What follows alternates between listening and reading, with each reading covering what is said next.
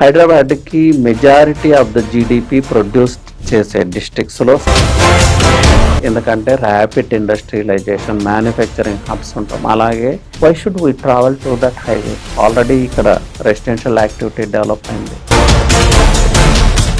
High rise culture వస్తూ ఉంది, villa projects వస్తూ ఉన్నాయి, పాపులేషన్ డెన్సిటీ కూడా పెరుగుతూ ఉంటుంది, అలాగే కమర్షియల్ యాక్టివిటీస్ కూడా ఎక్కువగా ఉంటాయి. ప్రజెంట్ ఉన్న కండిషన్స్ ముంబై హైవే ఇన్వెస్టర్స్కి ఒక గోల్డెన్ ఆపర్చునిటీ క్రియేట్ చేస్తుందండి. అలాగే ఐటీ సెక్టర్, ఫార్మా సెక్టర్, అలాగే ఫైనాన్షియల్ డిస్ట్రిక్ట్ నుంచి తీసుకున్న 5 minutes 10 minutes డ్రైవ్, ఇలా చెప్పుకుంటూ పోతే చాలా మాట్లాడచ్చు. So it's a happening place అండి.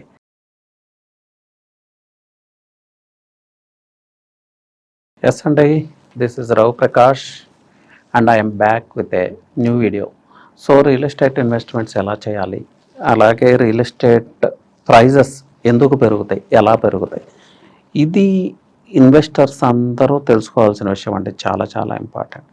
రియల్ ఎస్టేట్ ప్రైజెస్ ఎలా పెరుగుతాయి, లేకపోతే ఇన్వెస్ట్మెంట్ చేసేటప్పుడు ఏ ఫ్యాక్టర్స్ దృష్టిలో పెట్టుకోవాలంటే లొకేషన్ అండి. లొకేషన్ ఎప్పుడూ కూడా చాలా చాలా ఇంపార్టెంట్. ఇప్పుడు హైదరాబాద్ లాంటి సిటీలో ఒక లొకేషన్ని ఎలా సెలెక్ట్ చేసుకోవాలి? First thing is zoning. అది ఏ జోన్లో ఉందనేది చూసుకోవాలి.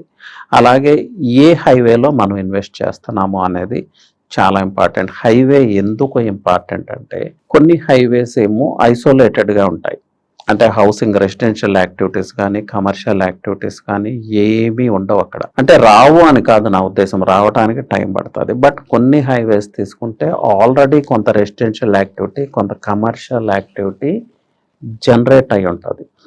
సో ఇలాంటి 2 హైవేస్ తీసుకుని ఈ ప్రైజెస్ని కంపేర్ చేద్దాం. కంపేర్ చేసినప్పుడు, అంటే పర్టికులర్గా నేమ్స్ ఏం చెప్పట్లేదు నేను, కంపేర్ చేసినప్పుడు ఈ హైవేకి ప్రైస్ వేరియేషన్ ఎంత ఉంది?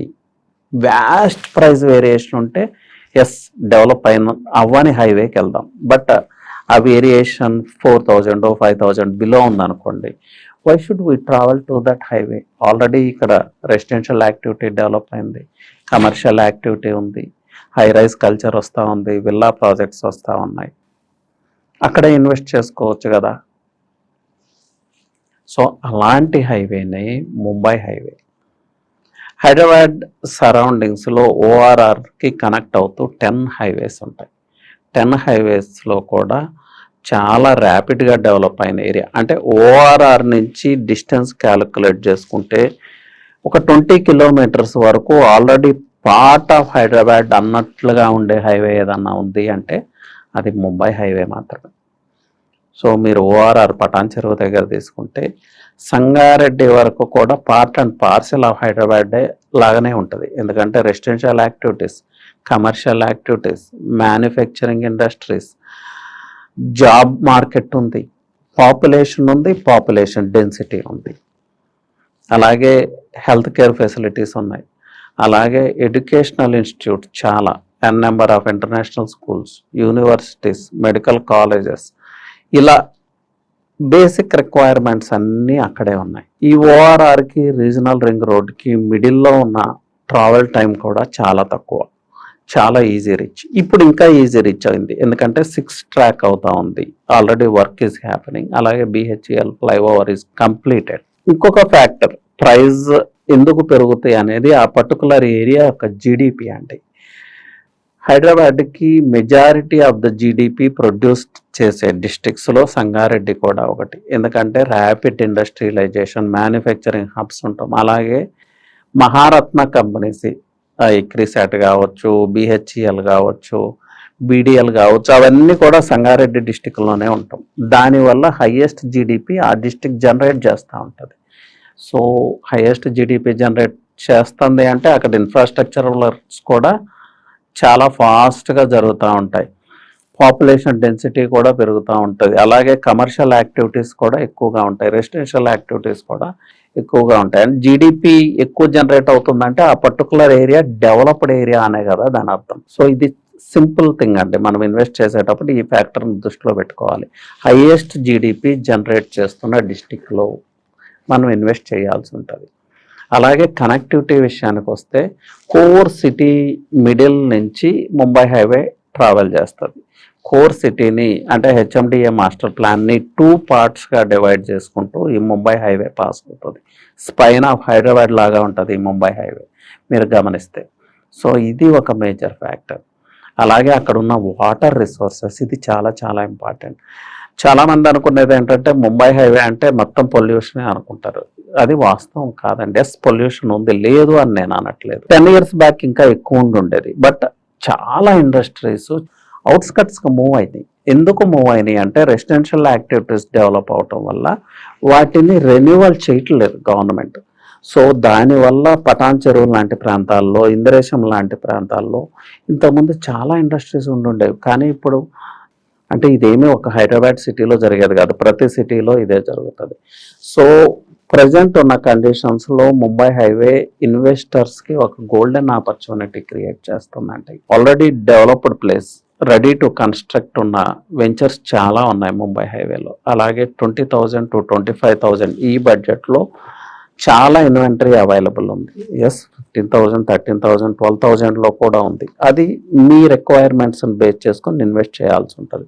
లాంగ్ టర్మ్ ఇన్వెస్ట్మెంటా, మిడ్ టర్మా, లేకపోతే షార్ట్ పీరియడ్లో మీరు ప్రాఫిట్స్ రీప్ చేసుకోవాలా, లేదు అంటే కన్స్ట్రక్షన్ పర్పసా, దీన్ని బేస్ చేసుకుని మీరు ఎక్కడ ఇన్వెస్ట్ చేయాలనేది మీరు డిసైడ్ చేసుకోవాలి. But Mumbai highway is growing like anything అండి. సో ముంబై హైవేలో ఇన్వెస్ట్ చేసుకోవటానికి ఇంకొక మేజర్ ఫ్యాక్టర్ ఏంటంటే, ఎప్పుడు కూడా రియల్ ఎస్టేట్ ప్రైజెస్ అక్కడ ఉన్న పాపులేషన్, జాబ్ మార్కెట్, అలాగే డెన్సిటీ ఆఫ్ పాపులేషన్ మీద డిపెండ్ అయి ఉంటుంది.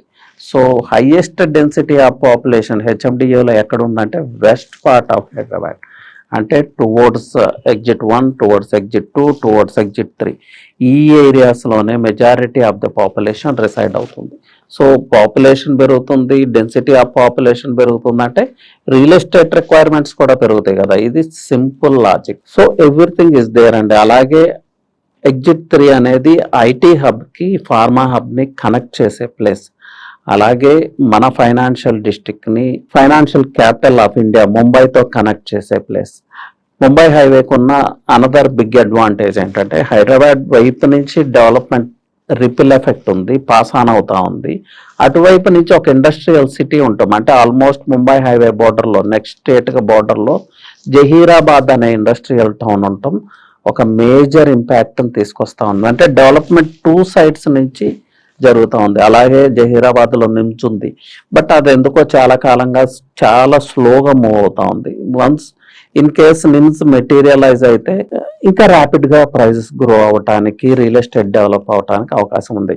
సరే, నిమ్స్ని పక్కన పెడితే ఆల్రెడీ ఇండస్ట్రియల్ సిటీ జహీరాబాద్ ఉంది కాబట్టి రిపిల్ ఎఫెక్ట్, ఇటువైపు నుంచి హైదరాబాద్ యొక్క రిపిల్ ఎఫెక్ట్, అటువైపు నుంచి జహీరాబాద్ యొక్క రిపిల్ ఎఫెక్ట్. అలాగే ఓఆర్ఆర్కి, రీజనల్ రింగ్ రోడ్కి మిడిల్లో రేడియల్ రోడ్స్, అలాగే ప్యారలల్ హైవేస్ నుంచి చాలా సపోర్ట్, అంటే ప్యారలల్ హైవేస్ నుంచి చాలా కనెక్టివిటీ ఉంది. శంకరపల్లి నుంచి తీసుకున్న, మోకిలా లాంటి ప్లేసెస్ నుంచి తీసుకున్న, కోకోపేట్ సజ్జ నుంచి తీసుకున్న, అలాగే ఐటీ సెక్టర్, ఫార్మా సెక్టర్, అలాగే ఫైనాన్షియల్ డిస్ట్రిక్ట్ నుంచి తీసుకున్న 5 minutes 10 minutes డ్రైవ్ ఏది ఎగ్జిట్ 3కి, ముంబై హైవేకి. సో ఎడ్యుకేషన్ పరంగా ఇంకా చెప్పాల్సిన పనే లేదు. చాలా స్కూల్స్, కాలేజెస్ ఇప్పుడు అటువైపే మూవ్ అవుతా ఉన్నాయి. అలాగే హెల్త్ కేర్ ఫెసిలిటీస్, అలాగే బేసిక్ రిక్వైర్మెంట్స్. మీరు ఆ ముంబై హైవేలో ట్రావెల్ చేస్తే న్యూ కన్స్ట్రక్షన్ కనిపిస్తూనే ఉంటుంది. So it's a happening place అండి. అలాగే పటాన్ చెరువు వరకు మెట్రో ఎక్స్పాన్షన్ మీకు తెలిసిందే. ఇలా చెప్పుకుంటూ పోతే చాలా మాట్లాడచ్చు. అలాగే అద్భుతమైన వాటర్ రిసోర్సెస్, ఇదొకటి మెయిన్ ఇంపాక్ట్ ముంబై హైవేకి, మెయిన్ అసెట్ ముంబై హైవేకి. సో ముంబై హైవేలో ఒక ప్రాపర్ కైండ్ ఆఫ్ వెంచర్ని ఐడెంటిఫై చేసి ఆ వెంచర్లో ఇన్వెస్ట్ చేయడానికి ప్రయత్నం చేయండి. నౌ కొన్ని వెంచర్స్కి banks are also providing loans. Even మేము కూడా 2-3 వెంచర్స్ అక్కడ ఆర్గనైజ్ చేస్తూ ఉన్నాము. HMDA RERA approved and bank loan approval కూడా ఉంది. So give it a try అండి. Anyway, thank you. Happy investing.